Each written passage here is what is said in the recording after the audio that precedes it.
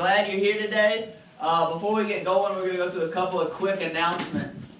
The first one is our meals that are going on. There we go. Alright, so we have, if you're not aware, if you can't smell tacos already, we're having tacos after the service, so don't leave, stay and eat some food. And then again, in 2 weeks, that is the 3rd of March, we're going to do another meal in the neighborhood. So we'll do that the way that we've been doing it. We did that last time, except better than last time because the weather's going to cooperate and we'll have tables and places for people to sit and it'll be a little less chaotic. But we'll do the same thing in 2 weeks where we come here and we worship and we do our regular service and then we take ourselves to go over to the neighborhood and do a meal in the neighborhood. And so if you were a part of that last time, you know how awesome that experience was. And so we want you to be a part of that. So I'm going to pray, and then we're going to worship through song. Dear Jesus, thank you so much for this morning. Thank you for an opportunity to come here. Thank you for a warm place on a cold, wet day. And God, we just want to lift your name up this morning. God, we want to lift your name up. We want to pray for the people that can't be here this morning, that aren't with us, that are normally with us. And I want to pray for the people that are in the neighborhood that you're calling us to reach this morning, God, that regardless of where we are as a church family this morning, that you're working in our hearts, and regardless of where we are on our journey with you, that we will just see a clear way forward, and we'll just trust you in that, God. And so we just trust that you're going to do some work in our hearts this morning, and we're excited to see what you have to show us, and we just expect for you to show up. And so we just want to worship you because of who you are and what it is you've done for us and what it is that you are doing in our lives. Amen. Amen. You guys stay with us and sing together.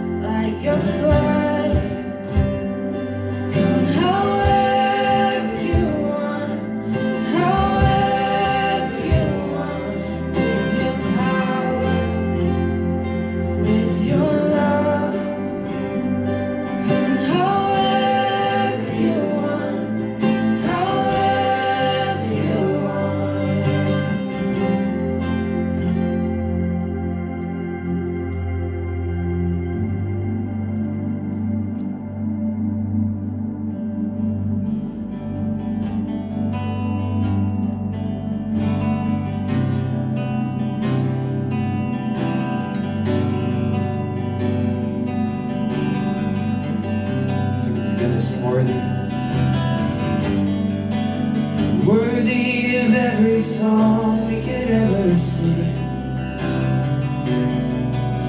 Worthy of all the praise we could ever bring. Worthy of every breath we could ever breathe. We live for you.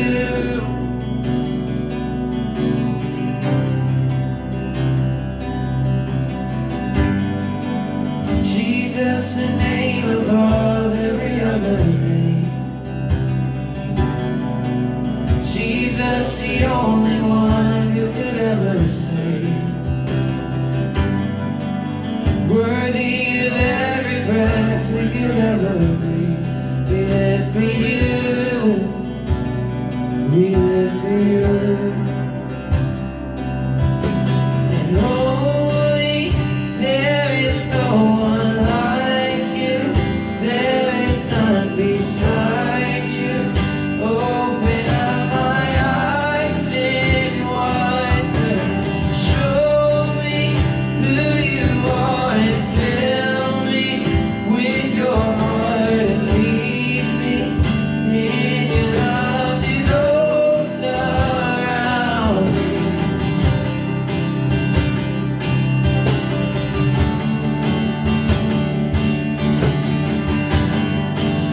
Worthy of every song we could ever sing. Worthy of all the praise we could ever bring. Worthy of every breath we could ever breathe. We live for you. Sing Jesus. Jesus, the name above every other name. Jesus, the only one who could ever save. Worthy of every breath we could ever breathe. We live for you. Oh, we live for you. And holy, there is no one like you. There is none beside you. Open up my eyes in wonder. Show me who you are and fill me with your heart and lead me in your love to those around me. And holy, there is no one like you. There is none beside you. Open up my eyes in wonder. Show me who you are and fill me with your heart and lead me in your love to those around me.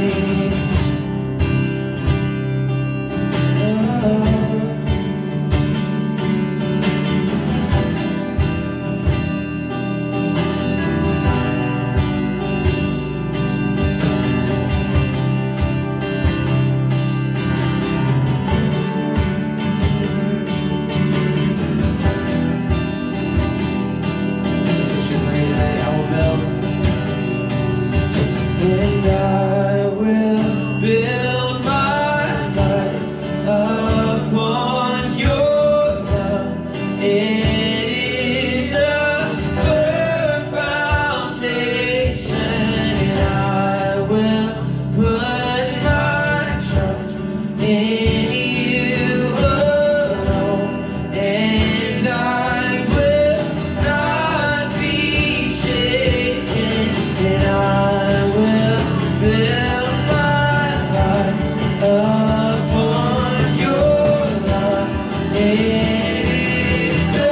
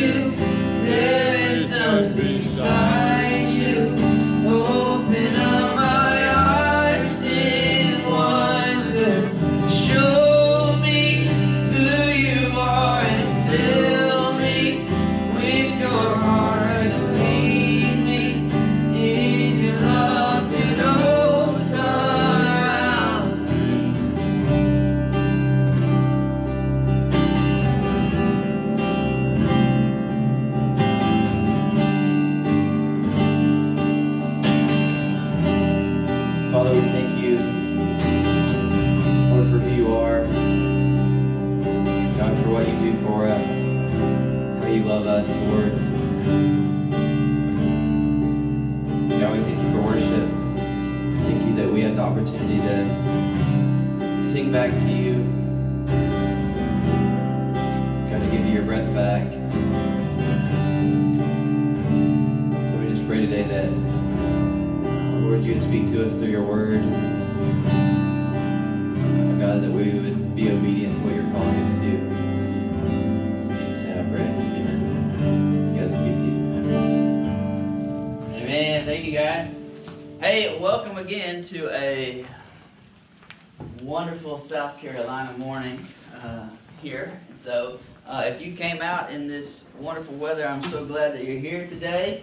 We're gonna eat after this, and are you guys? Is anybody a little cold in here? A little. Maria, will you bump one of these thermostats up just a little bit? The temperature gauge is hard to get right in here because the difference between like 70 and 71 on that temperature gauge is about like 10 degrees in reality, okay? So it's hard to get it set just right. So I want to make sure you guys are comfortable.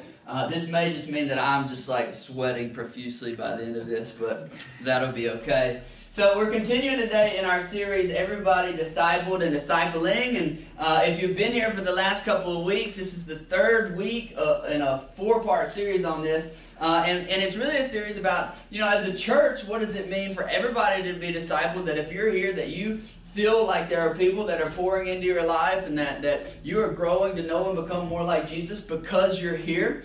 And also at the same time, regardless of where you are on your spiritual journey right now, you have something to offer. And so the last couple of weeks, we've been going through this triangle here where we talk about as we take a step closer to know Jesus, it changes the way we relate in our relationships. So we talked about how it changes the way we should relate to each other, as we should see ourselves as spiritual parents and spiritual children, that is discipling and being discipled in our relationships within the church. You take a step closer to Jesus, it changes the way that you approach the neighborhood and you do those kinds of things. And then today we're really jumping into how does it change our relationship with God. And so, Jesus is God and God is Jesus. And as I become more like Jesus, how does that affect my relationship with Him? And so this is really, I told you before, this is like a how-to series. It's really a practical series. And today and next week is really kind of a 2-part sermon because I wouldn't do that to you,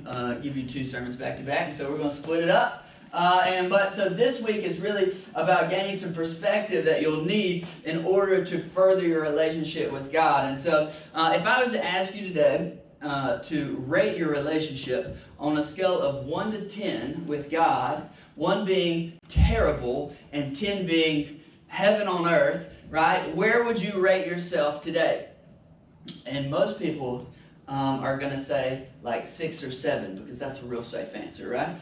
That's a real safe answer, because if you say, you say 6, that means, things aren't going too bad, and I can tell people that things aren't going too bad, and they'll believe me. But I'm not like being super fake and pretend like I have it all together, right? And if I start getting up to like a 7 or 8 and like admitting that my relationship with God is actually pretty good, well, then I stop looking humble. But if and so you might say that you're a 3, which just means that I like God a little bit, but my life looks terrible. It's a mess right now. Okay? And so, but the reality is, let's say that I say my relationship with God is a 7 right now. Okay?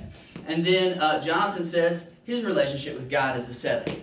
But if you look at our lives, if I was to judge Jonathan's life, I don't know if I'd give him a 7, right? And so, and he might say the same thing about me. You just look and you can compare. And the problem with that is that when it comes to our relationship with God and where we kind of stand with God and where we are on our journey, it's a very subjective thing. Like these other categories here, like our relationship with each other, we can kind of create a scorecard. You're like, did you read your scripture all week? Did you come prepared to like invest in other people? When you're here, are you listening? Are you learning from other people? Right? The same goes for the neighborhood. The other people that are in your life, the people outside of here. You could create a checklist and kind of say, how healthy am I right now? Am I engaging in relationship building activities? Am I having conversations with people? Am I talking about my faith with people? You could create a checklist. But when it comes to God, it's kind of subjective. It's kind of like whatever you say, right? How many of you guys have seen the movie The Help? You seen the movie The Help? Anybody not seen the movie The Help? If you haven't, go home, Kel, watch it this afternoon, okay? Catch up with the times, okay? And so the movie The Help is great. And if you're familiar with this movie, it's set in 1963 in Mississippi, which it's in the South, it's in the middle of segregation. And if you remember, the reason it's called The Help is because it's in 1963, middle and upper class white families would hire help to stay in the house, and the help was typically a black woman, and so she would come and she would, do things like cook and cleaning and those kind of things, and they were the help. And so this movie is about the help. It's about the story of their lives. And if you remember in that movie, there's a very funny scene that happens in the movie, okay?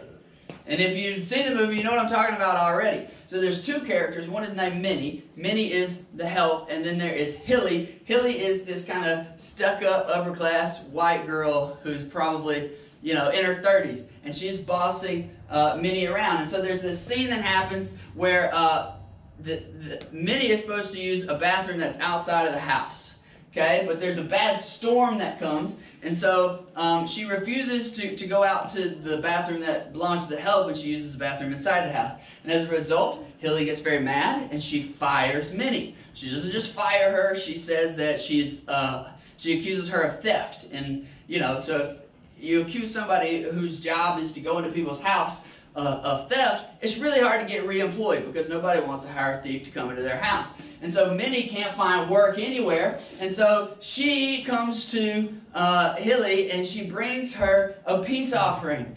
And that peace offering is a chocolate pie. Okay? And so Hilly is eating this chocolate pie, and she's remembering how good it is to have Minnie around, how great it is for her to cook, and she says, Minnie, you could come back and you could work for me, but, I got to punish you somewhat. You're going to have to take a pay cut. And then as she eats that pie, Minnie reveals to her that chocolate pudding in that pie is not regular chocolate pudding in the pie, right? And the PG version would be like, she says, eat my crap, yeah, right? Excrement, right? Whatever. And so there's this thing that happens that on the surface, the pie looks like a good pie, but at the heart of that pie is not so good, right? That is what in seminary we call a chocolate-covered turd, okay? And so it looks real good on the outside, but when you bite into it, not so good, right? I listened to a podcast once. He talked about an incident like this, where somebody a fan had written a letter to him, and they had said, people were accusing you of being all fluff. They're accusing you of being all fluff, but I stood up for you, and I said that you are a person of substance, right? And he reads this letter, and he's like, on the surface, it sounds like a really complimentary thing to say, but all I can think about is, right, that people think that I'm full of fluff, It'd be like you coming up to me after the service and being like, Aubrey, you were much better this week, right? On the surface, it's a compliment. But in the back of my mind, I'm saying, okay, was I that bad last week? Was it really that terrible, And so you see this, have you ever been on the receiving end of a chocolate-covered turd, right? Usually in church, it looks like somebody who will use like really spiritual language to justify bad behavior. You know that what they're doing is it feels wrong, but they kind of, put a nice chocolate Jesus coating on the top of it. And, and so a lot of times that comes in the form of helpful advice, and that helpful advice is kind of hard to take because you know where it's coming from, and honestly, like criticism and helpful advice, a lot of it's the same information, right? But the heart of it and where it comes from, it determines how you receive it. And so the reality is we've all been on the receiving end of that kind of thing. It's starting to get hot in here. Okay? We've all been on the receiving end of that, but it's kind of hard actually to identify it in your own life when you are in fact the chocolate-covered turd, because we've done a really good job of making the outside of our lives look great, looking really great, but it's really easy to convince other people in the short term, and it's actually really easy to convince yourself in the short term, and it's really, really easy that if you're a part of a group of people that believe all the same things as you, to all convince each other that everything is great amongst you when there's really something quite gross in the bottom. And so the alternate title to today's sermon is How to Not Be a Chocolate-Covered Turd, right? And so today we're talking about our relationship with God and the things that keep us apart from God within our relationship with Him. And so, sex, drug, rock and roll, gluttony, theft. Anybody steal anything this week? Right? Murder. Any murderers in the house today? Nobody? Okay, Kel kind of gave me this look, making me nervous. Okay, or maybe it's one of those inward sins. It's selfishness, it's pride, maybe it's something like nationalism or fear that's just out of control, or worry that we've let get the best of us. Maybe it's coveting. It's this thing of we want other people's stuff. Maybe you have a problem with gossip or hatred, which really just feels like contempt. It's the thing where there's somebody in your life and they just can't do anything right in your mind, and so you're just kind of in this constant state of judgment. And the problem is, it's really easy to deceive ourselves, right? Self-deception is the biggest hurdle when it comes to our relationship with God, right? That we can convince ourselves that our life is okay because we look in the mirror and we only see the nice chocolate coating that we present other people, and we can ignore what's going on deep down inside of ourselves. And the easiest way that you can see this happen, the most common way you see this happen in society, is actually what's going to happen in the scripture that we look at today, is we draw a line between ourselves and other people. And so we look at other people's sin, right? That's not our sin, it's their sin, and their sin is really obvious. And so we look at them and we see through the chocolate-covered coating in their life, and we see them for what they are. Right? And so their sin is usually the sin that I don't struggle with, let's be honest, right? But the good thing is I have the sin that's really understandable in my own life, right? I got that kind of, the sin, everybody gets it, right? Everybody here say we've all fallen short, sinners, those kind of things, right? But my sin, it's not really hurting anybody else. It's not even really hurting me that much. I can ignore it, right? And so what we do is we just look at other people and we identify their problems, but it's hard to kind of see what's going on in our own life. We see this a lot in Christian pop culture and in politics, right? How many of you guys have been following this, the abortion news in New York? All right, anybody keeping up with that? So in New York this day, they passed this law that to allow for late term and full term abortions, which means a baby can go full term and still be aborted. And outside of really complicated medical cases, ethically as a Christian, there's just really not a lot of wiggle room when it comes to something like that if you believe that all people are created in the image of God. But you see a lot of outroar. But what happens is, if any time you give your allegiance, you give a greater allegiance to anything other than Jesus, whether that's your country or your political party or what have you, you're going to get twisted on an issue like that. So if your stance against abortion comes from a commitment to a political party, what's going to happen is you're also going to have to take a stance that would in some ways hold a mother of that potential newborn child. If she's a low-income mother, you're going to have to hold some stances that are going to make it really hard for her to raise a child, given her circumstance. And so, and that thing works both ways, right? But from a Christian perspective, we say everybody's created in the image of God. And so you begin there, and that's a different kind of thing. Right? So if your commitment to a viewpoint or allegiance is to a political party, then you can kind of see how that could be a chocolate-covered turd, right?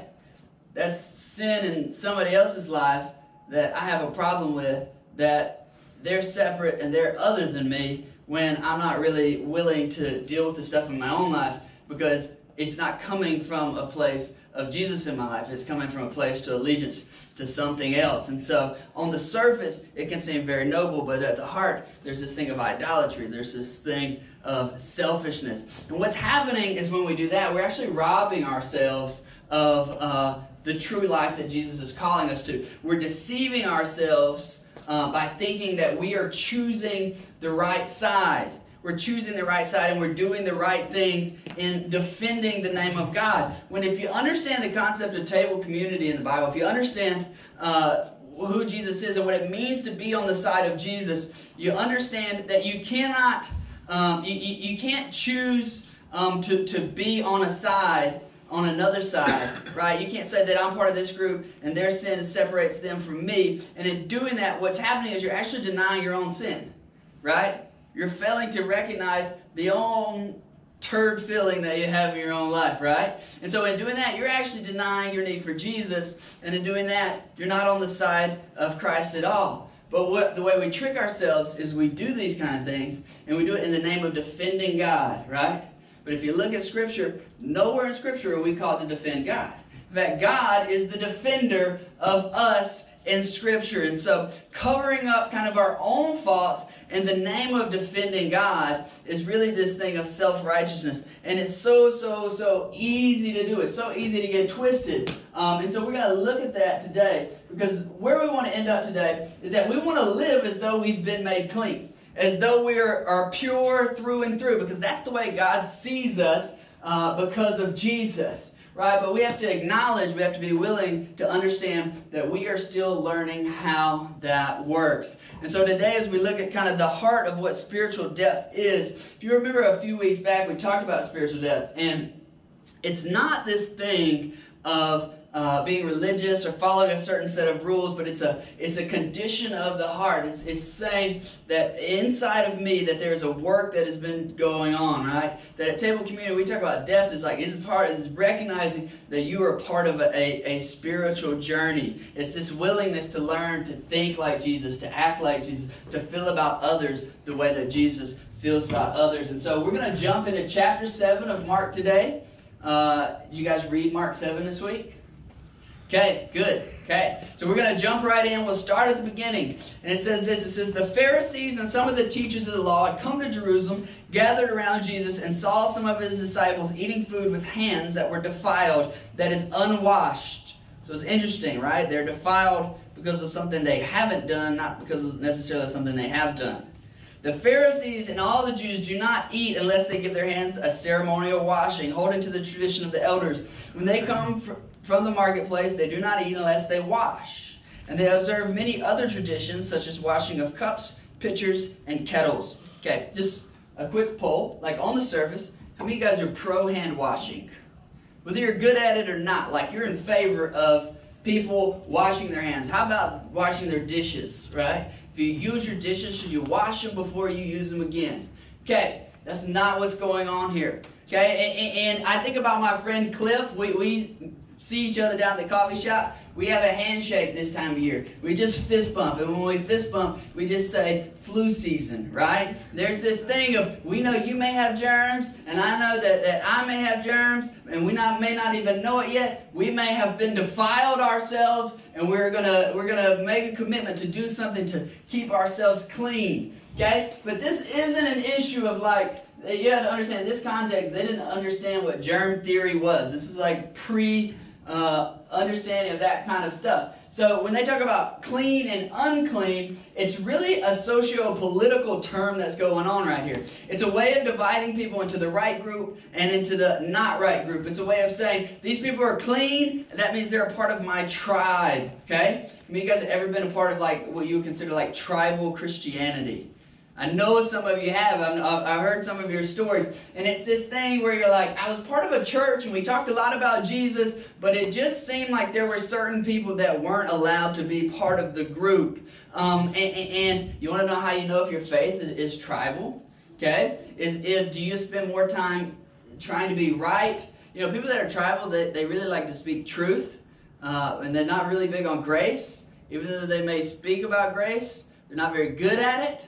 Right? They don't really understand that grace is at the heart of truth. Okay? And so if you're more interested in defending your views and your view of God than you are in loving your enemies, well then that's tribal Christianity, right? And so this is why the concept in the Bible of true table community is so important. Right? There's this willingness at the table to recognize our differences and come together anyways. right? This deal of table community in the New Testament is really a picture of what heaven would look like, right? That regardless of where you come from, your background, your situation, that your story matters, that you are welcome, that you are a part of it. And so it's at the table, it's at this fellowship of Jesus. It's our very willingness to associate with people who are unclean that allows us the opportunity to begin to become clean ourselves. And so we're going to see, let's continue reading here. It says, so the Pharisees and the teachers of the law, they asked Jesus, why don't your disciples live according to the tradition of the elders instead of eating their food with defiled hands? How many of you guys are going to eat your food with defiled hands later? Sounds awful. Okay? He replied, Isaiah was right when he prophesied about you hypocrites. As it is written, you people honor me with your lips, but your hearts are far from me. They worship me in vain. Their teachings are merely human rules. You have to let go of the commands of God. You have let go of the commands of God, and you are holding on to human traditions. So Jesus calls them hypocrites. You know what the Greek word for hypocrites is? It's hypocrites, right? It's very similar. Okay? And that word, we kind of have a more nuanced understanding of what hypocrites means in our society. But in this context, when Jesus uses the word hypocrites, he's referring to the Greek theater. And the actors were called hypocrites. Now, so the word hypocrite here means actor or means stage player. And so he says that you honor me with your lips, but your hearts are far from me. So this image would make sense to them. Like an actor is somebody who comes out and they pretend to be one way, they pretend to be one person, and then when they get off the stage, they're a different person. He says, so you honor me with your lips, but your hearts are far from me. He says you find ways of setting aside the commands of God to observe your own traditions. Now, the commands of God, that sounds a lot like rules, doesn't it? Right? But this is the deal with the commands of God. You can treat them like rules if you view God as someone who's up there who just wants you to follow a certain set of rules because it's going to make him happy. But what we know about the commands of God is that the scripture says that they're all put there for you, right? A few weeks ago we talked about the Sabbath. The Sabbath was created for man, not the other way around. Like God's commands were created to serve people, right? God created these things because He had our best interest in mind, and so God knows who He wants you, who He created you to be. He knows who He wants you to become, and so He gives you some guidelines, and some rules to help you become that kind of person. And so this observing of your own traditions that's happening right here. It's a willingness to mask what's underneath. It's a willingness to mask your unwillingness to change. Okay? And so when we act as though we've been made clean, right, this is what the Pharisees are doing. They act as if they've been made clean without acknowledging that we're still learning how, then your hearts can't actually be transformed. And this is what we do when we separate ourselves from other people and we look at their sins and say how bad their sins are without actually dealing with what's going on with ourselves. We act as though we've been made clean, but we don't acknowledge that we're still learning what it means to be made clean ourselves in our own lives. And so as a result, we can't actually be changed. Verse 14, it says, again, Jesus called the crowd to him and said, listen to me. Everyone, and understand this, nothing outside of a person can defile them by going into them. Nothing outside a person can defile them by going into them. Rather, it's what comes out of a person that defiles them. After he left the crowd and entered the house, the disciples asked him about this parable. He says, are you so dull? He said, don't you see that nothing that enters a person from the outside can defile them? For it doesn't go into their heart, but into their stomach, and then out of their body. And saying this, Jesus declared all foods clean. Like, what does foods have to do with this? Remember, the context here is Judaism. And if you know anything about Judaism, there are clean foods, there are kosher foods, and then there are not kosher foods. And Jesus is saying this. He's basically saying, he's like, all right, here's the deal. You can't use foods to separate people from yourself, right? He said, you've been using food as a way to kind of sort people into the right category and the wrong category. You know, the gluten-free people and the non-gluten people. And the gluten people. I'm just picking it because I know there's some people in the room. Right? And so Jesus says, you can't do that, Taylor. And But Jesus goes on. He says the same thing. He's like, you can't use race, you can't use age, you can't use sex, you can't use socioeconomic status, you can't use ability, you can't use any of these things to sort people into categories. These are not the types of things that keep people out of the kingdom of God. In fact, sorting people into those categories will actually keep you out of the kingdom of God. So these are the external things. These are attributes. They don't have to do with the heart, right? These are things that don't actually affect the human soul. So he went on. What comes out of a person is what defiles them. For it is what is from within, out of a person's heart, that evil thoughts come: sexual immorality, theft, murder, adultery, greed, malice, deceit, lewdness, envy, slander, arrogance, and folly. All of these evil come from inside and defile a person. Which he says they come from the inside, but we think of some of these as like external behaviors. That's not what Jesus is trying to say here. He's saying is that you can have it all together, but when you can dress it up, but when the pressure hits, right? When the pressure is on, when the stress levels rise, what is it that's coming out of you? What's your instinctual response, right? It isn't these external things that you kind of say that, these things that you say, look, I'm right about this stuff, that will come out. It's the things that were within you that come out. And what I want you to understand that's very important about this, like as Christians, as people who are trying to know and become like Jesus, there's all kind of like external things you can do to help you get to a better place. But they don't actually affect you at the heart level. Like you can have an accountability partner. Accountability partners are great. I recommend them, but they won't actually change your heart. Right? You can put filters, all kinds of filters on your life, whether that's filters of what you look at, or you filter who's in your friend group, or whatever, and you can limit your exposure to things so that you're not tempted by them, but that doesn't actually change your heart. Right? You can focus on the positive all day, right, and ignore the negative, but that won't actually change your heart. That doesn't mean you shouldn't do them. Sometimes you need to do those things so that you can create enough space in your life so that you can begin to work on yourself. But when the pressure rises, when the stress hits, what is the evil that instinctively comes out of you? Are you somebody that when you find yourself, you're like making fun of other people? Right, that's your default, or maybe you're somebody you like to brag, or maybe you shame other people, or maybe you shame yourself, or maybe when things get really, really tough, you have a tendency to shut yourself off from others in the world, or when things get hard, you're like, well, that's conflict. I don't like conflict. I'm going to go the other way. I don't deal with conflict. Or maybe you're the opposite, man. Maybe you lash out.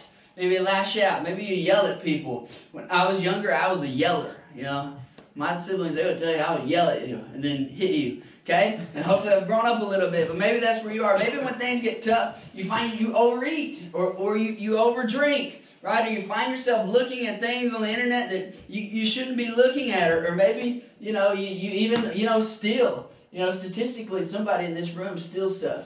That's just the reality of it. People shoplift all the time. You find yourself there, okay? And maybe we want something that someone else has. When things get tough for you, do you find yourself looking at someone else's life and how much better they have it, and you just envy their lives? Or maybe, when things get tough for you, it's you spend money on things you just probably shouldn't spend money on. You're like, I just want to feel better, so I'm just going to buy this thing. I don't need this thing, but I'm going to buy this thing because it makes me feel better, right? And all of these things are behaviors that are just ingrained patterns within our life. And the problem with ingrained patterns is, you can know all the right things to do, and it's just really hard to get out of it.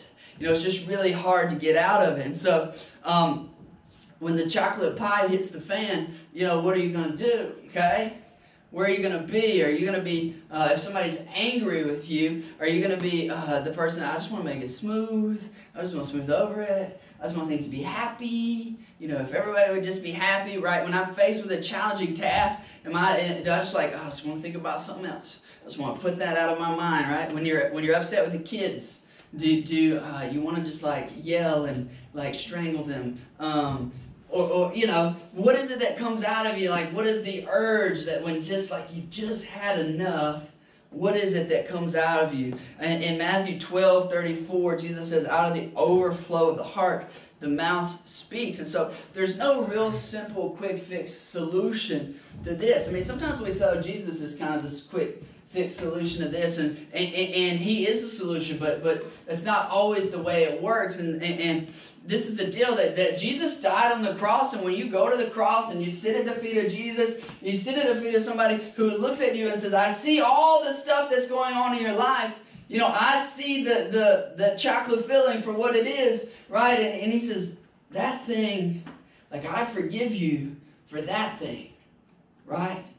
And in that moment, you may feel like you have breakthrough in your life. You may feel as if you are free from that. In fact, if you've never come to Christ before, I would say that is something that you can experience for yourself. This thing that you feel trapped by, you can feel free from that. But the cross is not just about some transaction that happens between you and Jesus, right? It's not just Jesus like blocking you from what God's going to do to you. No, when you sit at the feet of Jesus, you actually are sitting at the feet of God himself. And he's saying, I forgive you for that. And also all that I have, the access that I have to God is yours because I am God myself. Right? That the temple curtain is torn and there is no space between you and God. Jesus says, I forgive you. I see you for who I created you to be, and I see you for who you can become, because those are the same people. And you may not see yourself yet, but I see you as that, and you can experience that freedom in your own life. But the cross is just not about some transaction that happens there. It's actually about access to God, which means access to transformation. God says, I see you for who you can be, and I want to walk with you and help you see yourself as that same person. I see you as being made clean. I've made you clean. Now I want to walk with you and help you understand what it means to see yourself as being made clean. I've made you free. You can experience that breakthrough in your life, and then you have to learn to actually live as if you have been made free. It's this thing of living as though you've been made clean. Like recognizing that God says you are forgiven. You are clean. I see you for where I created you to be. But you're still going to have to learn what it means to live that out. And I'm here to walk with you. Like the war is over, but the battle rages on. And I'm inviting you into this process of learning to see yourself the same way. So as we look at our next steps this week, the first one's really simple. It's just follow Jesus. It's kind of like always the next step around here. Is that if you never followed Jesus before, if you've never had that moment where you say, okay, I feel free from all the stuff that is holding me hostage, right? That deep down I kind of know that the center of my life is not really what I'm presenting to other people, that inside I am broken and I need to be set free from that. Like you can do that today. And so I would say, like, as we sing, just come talk to me about that. And you know, you can experience that freedom in your own life. And the second step is just learning to do the hard work of routinely cleaning your heart out yourself. Is this thing of, like, God has said you have been made clean. Now I got to understand what it means to do that in my own life. I need to understand what it means to be in a relationship with other Christians and other people that where I will do it. I will examine my own self, and we won't pretend like we've all got it together, but we can recognize that I got some stuff in my own life I need to work through. I need to examine it. I need to confess it. I need to tell people. And then the third thing is just like come next week, because this is a 2-part series and we're really going to dive into what it looks like day in and day out to deny ourselves and pick up our cross and learn what it means to follow Jesus and what it means to learn to live as if we've been made clean. And so it's really easy in the short term to keep pretending like you're okay. Like it's all like the next step, like tomorrow it'll always be easier to just kind of keep the facade up. But in the long term, it's really an awful, awful way to live, right? In the short term, we can convince ourselves and we can even convince others, but there's nothing worse than like knowing you got that turd filling in your life and then, you know, using Jesus as the nice, pretty coating on top. And so the reality is that when the pressure hits, when things get tough enough, what's on the inside will come out. And you just can't hide there forever. Because we have to live as though we've been made clean, but we got to acknowledge that we're still learning how. That there's no just quick external solutions. But at the cross, we're made free and we gain access to this transformation that actually happens in our lives every single day. That following Jesus is not just like, a one-time ticket to heaven, but it's this thing of like heaven has come to earth. Like that's the incarnational story of Jesus, is that's come to earth. And like you don't have to wait. Like you can begin to experience that in your own life. And then your life starts to look like, the fruit of the spirits. You guys know those? Love, joy, peace, patience, kindness, goodness, gentleness, and self-control. And those aren't actually things we strive for. Those are byproducts of people who are willing to let Jesus do the transformational work in our hearts.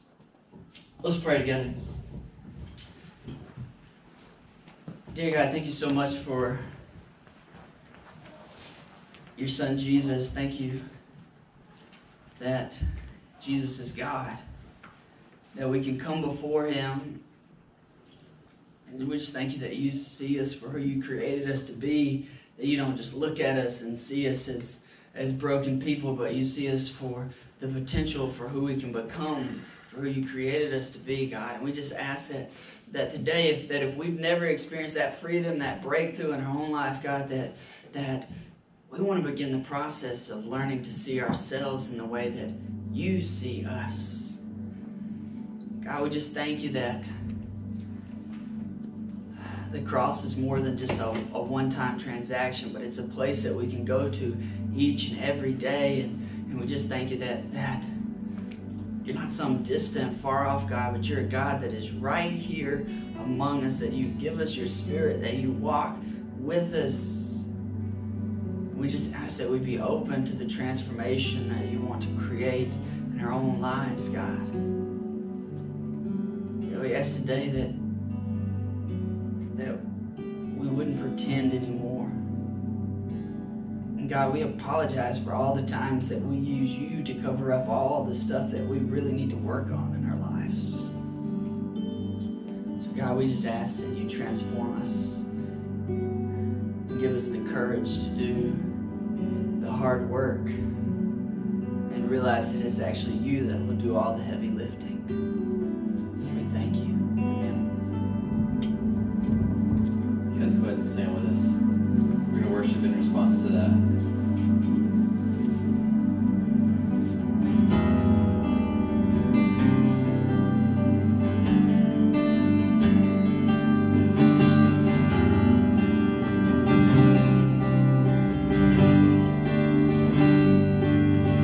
You are matchless in grace and mercy.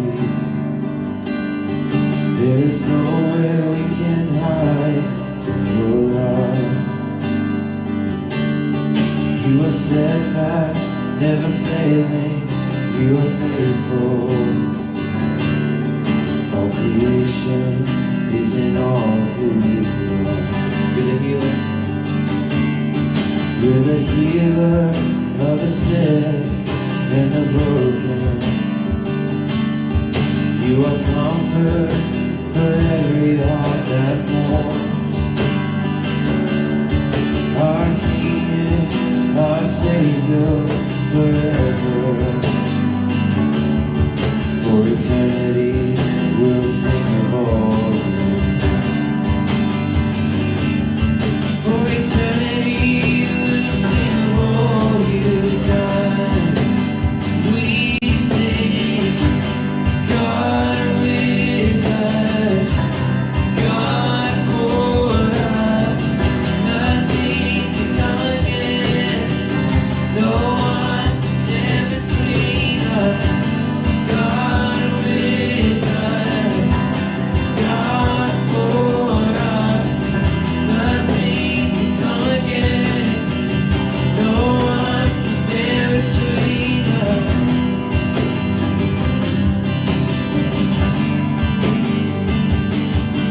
Your heart, it moves with compassion. There is life, there is healing in your love. You're the Father, the Son, the Holy Spirit. For eternity, we'll sing of all you've done. 'Cause we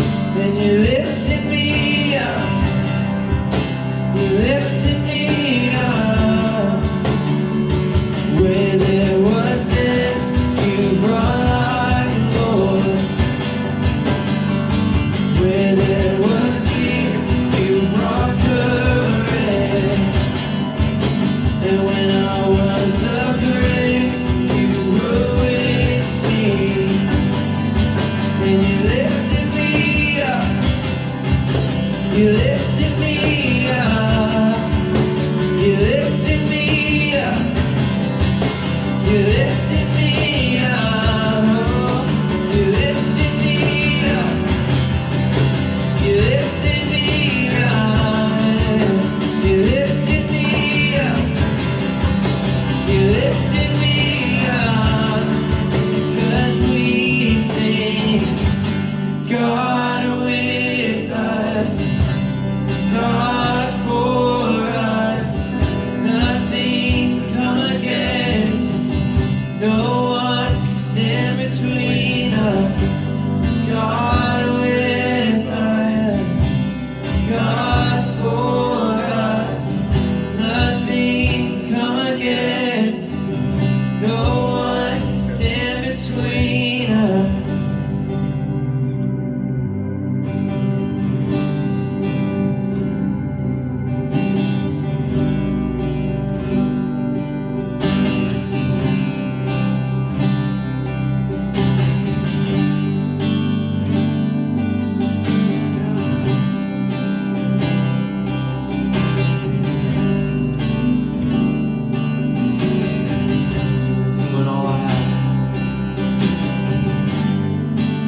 When all I have is just a whisper, you breathe in me and it's slow.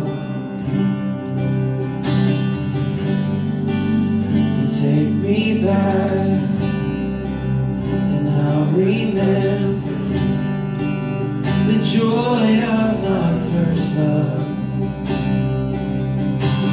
Praise will be my song. How can I contain it? How can I contain this love? Praise will be my song. How can I contain it? How can I contain this love?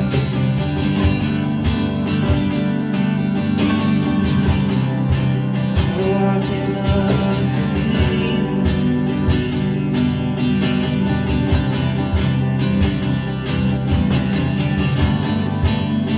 What we lacked, your blood has covered. What we get is what you paid for. 'Cause through your death, our lives reborn. The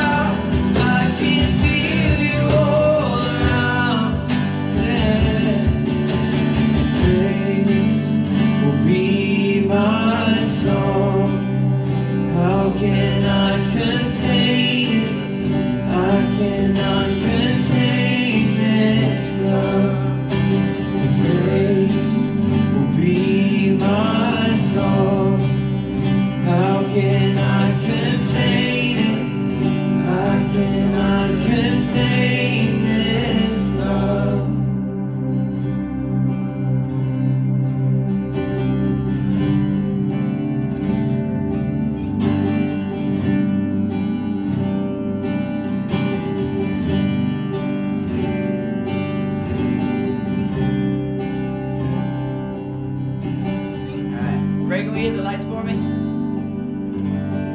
don't like to talk in the dark. Hey guys, thank you for coming today. I'm so glad that you are here. We got Maria, do you have them up here? Awesome. All right, so just a reminder, we're about to eat in just a minute. We have tacos. They smell delicious. So we're excited to eat those in just a minute. So after we're done here, we'll just take time. We're not going to do groups like we normally do because we're doing a meal. And so we'll set some tables up. If you have kids, you can go get your kids and bring them over here. And, they can come and eat because, kids like to eat, right? And so, and then in 2 weeks, we have our neighborhood meal. And so we'll be over in the neighborhood doing that and getting that set up. And so I'll have a lot more information about that next week as far as what the plans for the meal are and those kind of things. We'll see how tacos goes today. If tacos goes well, I'll be down for that. And so we'll have that information coming up. A reminder is that our neighborhood walk is Wednesday this week. So normally it's Tuesday, but me and Kel are both kind of out and about on Tuesday, doing non-church things. And so we're going to move it to Wednesday. And so if you're in the band and you practice on Wednesday night, then you'll practice, or Tuesday night, we'll do that Wednesday as well. And so come and be a part of the walks on Wednesdays. They've just been great the last few weeks. And so they're just one of my favorite things that we get to do, and we get to talk to people and build relationships with people in the neighborhood and talk about Jesus and pray with people and invite them to meals. And so we're excited about that as well. The other thing I would ask you to do is there's been a lot of people who have been sick and traveling over the last few weeks. Call somebody this week that you haven't seen in a few weeks and just check in on them and invite them to church and find a time to grab coffee and catch up with people. And so that would be great. Table community, you are sent.